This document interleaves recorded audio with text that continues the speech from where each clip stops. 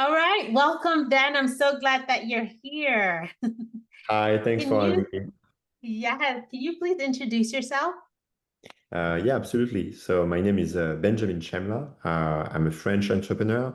I've been an entrepreneur for over a decade now, starting a couple of companies, succeeding one, Stuart, in the last mile logistics space, which I sold to the French Post, failing others, which includes a feed house in the US, but we'll get back to this later.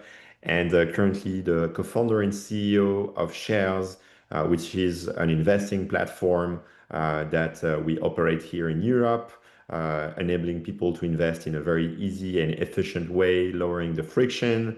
We work with both retail investors and also financial advisors through two solutions. Wow, that's so amazing. And I'm glad that you mentioned that you had some startups that failed because sometimes we forget that we only see the successes. So thank you for mentioning that.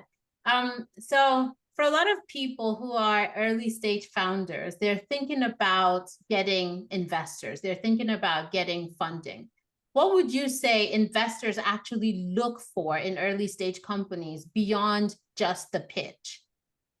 Yeah, that's actually a great question. Often you see people being super stressed about sharing their idea with investors. They are so scared to basically to share their idea because they don't want this idea to be stolen from them, right? So, but at the end of the day, the key thing, as you want to invest in a company, what you're looking for is really like the team, to be frank. It's a combo, obviously, between the idea, the validity of the idea. Is the idea valid? Is the market strong, big enough? Is the problem meaningful? What is the solution and how the solution can really solve the problem? That for sure is something they are looking for, but most important, the quality of the team and making sure that the team also is it work well. It has to work. They have to work with each other. So you're looking at for either little to no overlaps between the founders. For instance, you have like a CEO that is more like business oriented, and you have a CTO with a great tech background, and eventually like a CPO, chief product officer, if it's obviously a product-led company. So you want to make sure that you have the right people around the table to make it a success and they are aligned in terms of interest. So personally, I think team is number one, which is the reason why as you start your company, before even like thinking about pitching investor, please make sure that you have the right co-founders. Please make sure that you have the right team, and eventually even try to find some advisors, board members, people that will be keen to challenge you and complete also your deck by bringing their expertise. You can even like give them some stock options or like a little like a piece of equity in exchange of their time. This is also something that is priceless. Wow. So the team, like that is so important. Even bigger than the idea is the team. That's awesome. That's good to know. So for founders who feel like they don't have a big network, where would you say they can go to find these investors who would be interested in investing in them and their product and their team? Yeah, I think the equity story is very important. And so it's about knowing how much you want to raise, when you should be raising, and who eventually you want to have in your cap table. So first and foremost, before even like launching your startups and raising capital, you need to make sure that your personal needs are covered, right? So for instance, if you worked previously, you have enough savings to cover the cost of your just living, cost of living for a year or so, because it can take times and it's always tricky because if you go for the entrepreneurship journey, it's a long run and it takes time. So you want to make sure that you have like you're set up to be successful and you have enough time to give a shot, right? And once that's done, I believe now with obviously all the networks like LinkedIn, so there are many ways to meet the right people. It's just a lot of preparation work, right? Another like mistake that I see often people doing is like talking to investors in a not in a very organized way, right? So you just like ping people once upon a time, right? It doesn't make any sense, you know. Like anything, it's about preparation. So you want to make a list first of all the right people you should be chasing, you should be looking for. You can go on like TechCrunch, look for similar companies in the same space, and go for like looking for fundraise that have happened in the space to understand like who are the key early investors operating in your field. You can go on Crunchbase, you can go on many like websites. You can go also on LinkedIn and browse similar companies and look for what kind of investor they have in their cap table. It takes time, but you know, like everything takes time. And once you're done, you should have built a list of 100 plus potential targets that you want to meet. Once that is done, you prepare a deck. You make sure that your deck is short enough to be read, but long enough to be complete and convincing. So about 10-ish slides. And you are going to reach out proactively with short messages that should be a little bit fun, not too salesy, otherwise they won't be read. And you reach out to people in any way you can. So it can be introduction, it can be LinkedIn, it can be email. You do everything you can to reach the 100 people that you have in your list. And most important, you try to have them in front of you in a meeting in the same amount of like basically you give yourself like a couple of weeks and you make sure that everybody will be met. All these meetings will happen during these weeks, so you are very concentrated, right? And so I think this process is very important. So you find them online, you make the right list, you prepare yourself with the right tools and the right deck and the right business plan, and then you start the outreach. Mm, okay, that makes a lot of sense. Um, so for people who are like, okay, I want to do all these things, maybe I've tried LinkedIn and it hasn't been as helpful, and I don't have someone to give me a warm intro. Do you have any ideas or stories or strategies that you would say this is a great way to get a VC's attention? Because we're always trying to get the attention of potential investors. Yeah, I think first of all, LinkedIn is really like fantastic, and it's been so helpful for me over the last 10 years. I've met so many people. I've met even one of my co-founder on LinkedIn, right? So LinkedIn is really critical, but obviously you have to make sure that your LinkedIn is attractive enough. So you have to make sure that you have fulfilled your profile, that you post often, that you have a lot of contacts, because the more attractive is your LinkedIn, the obviously the more people will want to answer, will be keen to answer to your queries, right? To your contact request, right? So I think you have to for sure work on your LinkedIn. You can also pay for the premium version, which will allow you to make some additional research and unlock some emails. I mean, this is not like an ad for LinkedIn, but it's really helpful for me. Uh, and I must admit that it worth for me every penny that I've spent, at least from a fundraising perspective.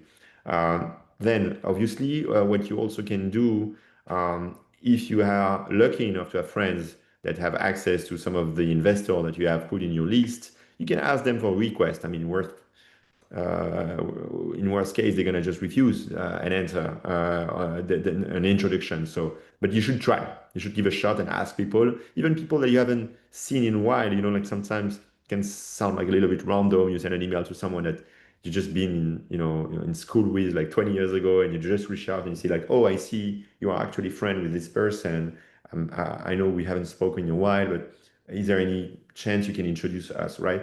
So you do everything you can, but for sure, introduction will increase your chance to get response. But you can also Mm. like on LinkedIn and you can tag whoever you want to meet and be like, hey, any person that can introduce me to any great VCs. We have a fantastic company that we're building. It's super interesting. We've received so many like good response to our early, whatever like version that we've launched. And you can tag a couple of VCs and you say like, I will be thrilled to meet these people. And you'll see them are going to answer and find your initiative interesting. So like it's business, so it's like war, so you have to fight on every ground and do whatever you can to attract their attention. I really like that. I think sometimes we don't try as much as we can. We try a few things and say, oh, that didn't work. So I really like that you mentioned like try every avenue, try, just keep trying. And so it also takes me to the next question, which is how do you know when it's time to keep pushing harder? Like this is a great idea, this is a great product, keep going, or it's time to say, okay, maybe this is not quite right, let me pivot or let me just stop. You have to listen to your customer. So no matter what is your business model, whether it's like a B2C startups, B2B startups, like a product or a service, I think you have to listen to your customer. The only difference between B2B and B2C is B2B, you will get your answer much faster because B2B, I mean, it's either you answer to a need, and then as soon as it's just a matter of time before you meet the right people, and as soon as they realize that you are a solution to a problem, they should at least sound excited, look excited about your solution. And you should meet some kind of market fit quite easily. So it can take a couple of weeks or months until your product like fits like people needs. If it doesn't, it means that you have to consider like a different avenue. Sometimes it's just by tweaking a little bit your project because there is something that is very close what you were trying to achieve that is actually much more interesting. B2B is faster for sure in that regard. B2C takes more time because you always want to give shots, you want to try ads, you want to try different marketing strategies. It takes times, right? Because you want to create a brand. But um, yeah, I think after a couple of months, you should always question yourself. What I see also people doing is like sometimes they are like, so convinced about their initial idea that they don't challenge themselves and they refuse to be challenged. So one thing that you should always do is let people challenge you, like meet a lot of people, like take some times to also take steps back and meet other founders. And more important, as said, like spend time with your customer and ask them, why are you on my platform or why aren't you on my platform? And so, yeah, I think like you should not like insist over a year in doing the thing you're doing in the exact same way. At least you should consider like changing something. Okay. Yeah. I think sometimes as entrepreneurs, we get just so fixed and fixated on the idea that we have that we don't really listen. So I really like that point of getting input. So another challenge as an entrepreneur is if you're trying to pivot and you feel like, okay, that didn't work, it can be really hard for some people because now they feel like they failed and they don't want to maybe affect their reputation in the industry. So, what would you say are some ways for someone to reposition their story after this kind of pivot so investors still believe in the work that they're doing? Yeah, that's a very good question. I think like you should not. It's always hard to find the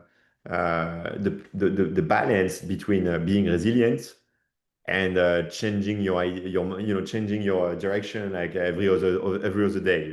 So you want to be you want obviously to be resilient, but I said, sometimes you have to explore different avenue. So I think one way personally I have achieved that in at my current company actually is by hiding actually my research.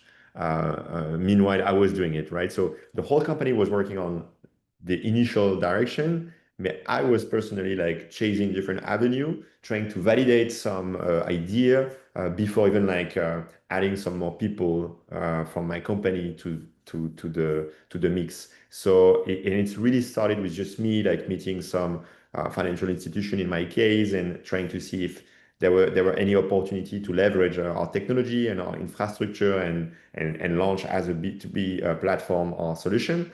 And then little by little, as I saw like some early positive signals, I brought some more people in this avenue with me. So one, two, three, four, five, and then little by little, I realized that this avenue was actually very, very interesting, and so that's when we decided to communicate that, right, and pivot it, right.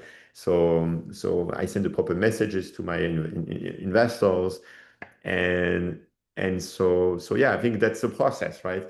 But you have as a founder to, and that's the trickiness of being a founder, you have to live with that constant stress of not knowing if you are making the right decision, right? But you don't want to communicate this stress with the people. You have to keep this stress for yourself. It's like being a dad, you know? So you have to keep this stress for yourself.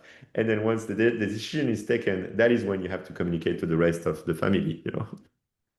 That's so good. Just knowing that there is that constant stress, because a lot of times when we see these successful companies, we're like, they knew from the beginning. They're so successful because they knew and all of that. But knowing that even the people who are super successful have that constant stress, I think it can be helpful for people who are at the beginning of their journey.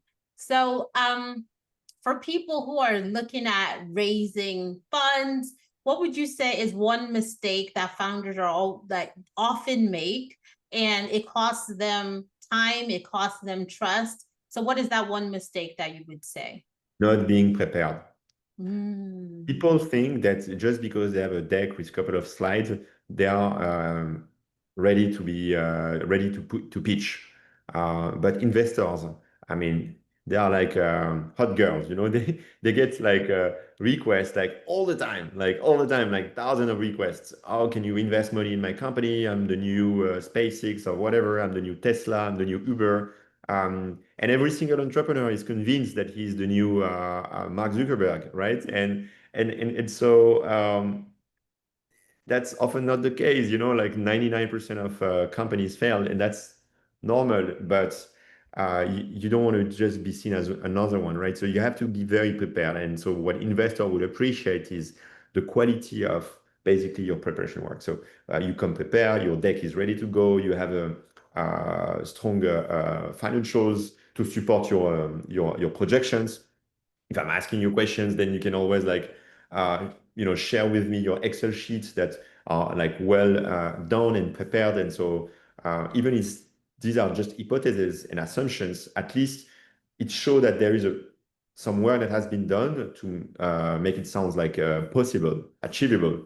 And you also want to be prepared from a legal standpoint. So if I look like I want to invest, then you have to push a term sheet like in the next couple of hours. Like I should really, like as an investor, if I'm interested, you should like send me a term sheet or at least something that will make me enter into a funnel. You know, at the end of the day, when you want to sell, when you want to raise capital, you're basically selling shares.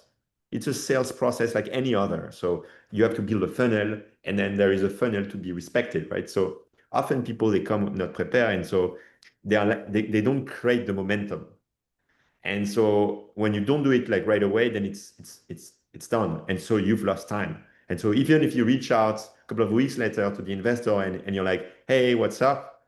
Like unless you're about to create like the new Facebook and the investor is so keen to invest that he doesn't mind, you have to create this momentum. Mm. Wow, that's so good. So, a lot of people are talking about AI right now. What would you say is one way that you've used AI in your own journey to make smarter decisions, whether it's around funding or around pivoting? I'm not sure like AI is for now has been helping me to make smarter decision. I think AI to me is more like a tool that you use to execute faster some of the uh, a lot of things that you have to do in your journey.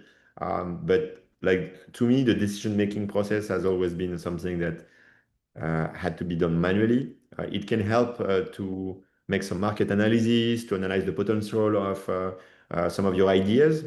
So it can assist you for sure. Because I think market studies are something always like easy, hard to read, and AI can help you to navigate. But no, to me, it's more about how you have now in 25, now you have to bring some AI component in most of your projects. Otherwise, it doesn't sound exciting enough. And sometimes it's more like gimmicky, and sometimes it's real. So you have to also make sure that if you are putting some AI in your project, it doesn't sound too gimmicky because investors are also a little bit tired of being pitched by platforms that are not really like doing anything besides like just integrating with ChatGPT. And so yeah, so that's, I don't know if that's the proper answer, but yeah, that would be mine. That's a great answer because it's like you can use AI for your analysis, your market analysis, and but you can also use AI in your product if it makes sense and not make it gimmicky. So thank you for sharing that. So you've shared a lot of great information, a lot of great insights. For someone listening or watching today, what is one thing that this person who is a founder can do this week or a decision they can make this week to get closer to raising capital? Prepare a list. As I said, prepare a list of people, but before that, like make sure that you have the right co-founders for sure, because that's what you're gonna sell. Like you have to see your project as something that people will buy. They're gonna buy into your ID, they're gonna buy into your team, they're gonna buy into your adventure. They want to sit and they want to experience what you are about to push. So it starts by the team, the idea, the vision, the projections, and you have to put that together and then make a list and create the momentum. And if you have to make a decision also for this week, if you don't have a great LinkedIn profile, make it great. Make it great. Make your LinkedIn profile appealing. Make sure that you have a fulfill all the different part of your past experiences. You can even like add some detail on what did you do in your past experiences. If you were in tech, don't just put like tech developer or software engineer. Just like go into more detail to describe like how great you've been in the past as a software engineer and all the projects you've been involved in. So it will increase your potential appeal. And let's go, let's go.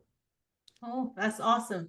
So for people who are like they want to connect with you, what is the best way for them to connect? I believe LinkedIn, as I said. I believe LinkedIn, and they can always mail me at ben@chairs.io. And yeah, always be happy to receive message from people that are about to launch great projects, entrepreneurs. It's always a pleasure to chat with other entrepreneurs. Wow, this has been such a great conversation. Thank you so much, Ben. My pleasure. Thank you very much for your time.